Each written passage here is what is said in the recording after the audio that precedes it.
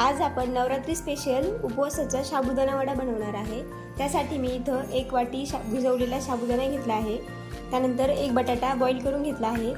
शेंगदाण्याचा कूट आणि 4 ते 5 हिरवी मिरची मी मिक्सरला फिरवून घेतली आहे। सर्वप्रथम मी यामध्ये शेंगदाण्याचा कूट टाकते 2 ते 3 चमचे। त्यानंतर बॉईल केलेला बटाटा आणि हिरवी मिरची।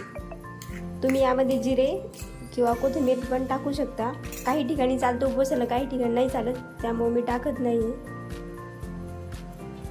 आणि चवीनुसार मीठ। आणि हे आपले सगळं एकत्र करून घ्यायचं आहे।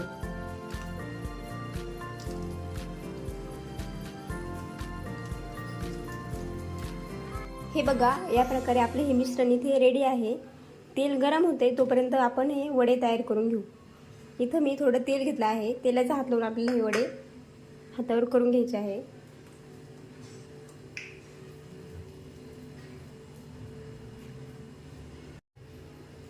या प्रकारे आपल्याला हातावर हे छोटे छोटे असे वडे तयार करून घ्यायचे आहे।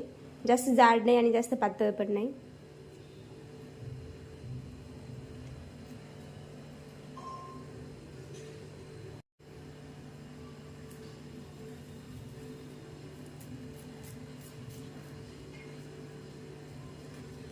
असे या प्रकारे छोटे छोटे वडे आपल्याला करून घ्यायचे आहे आणि मी अशाच प्रकारे बाकीचे पण वडे करून घेते।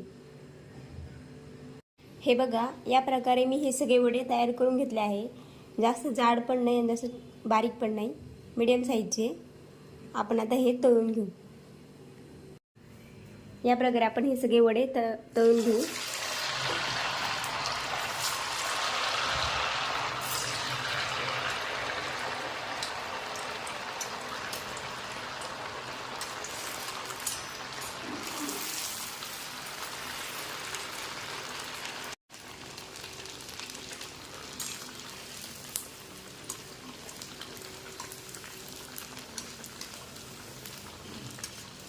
हे बघा, कलर पण खूप छान येतोय आपल्या वड्याला।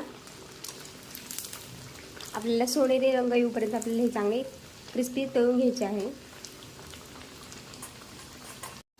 हे बघा, इथे आपले हे वडे तळून तयार आहे। एकदम क्रिस्पी कलर आला आहे याला, ब्राऊन कलरचा। आणि वडे तळताना नेहमी मीडियम गॅसवर तळा, कारण की ते फक्त लाल होऊन जातात पण आतमधून कच्चेच असतात। म्हणून मीडियम गॅसवर कधी पण वडे तळा।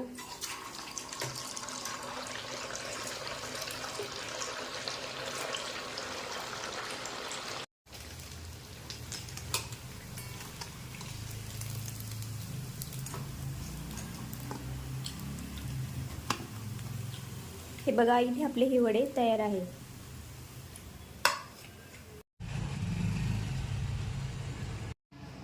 हे बघा, या प्रकारे आपले इथे हे साबुदाणा वडे बनवून तयार आहे। तुम्हाला जर माझी रेसिपी आवडत असेल तर माझ्या चॅनलला नक्की सबस्क्राईब करा आणि रेसिपी कशी वाटली ते मला कमेंटमध्ये नक्की कळवा।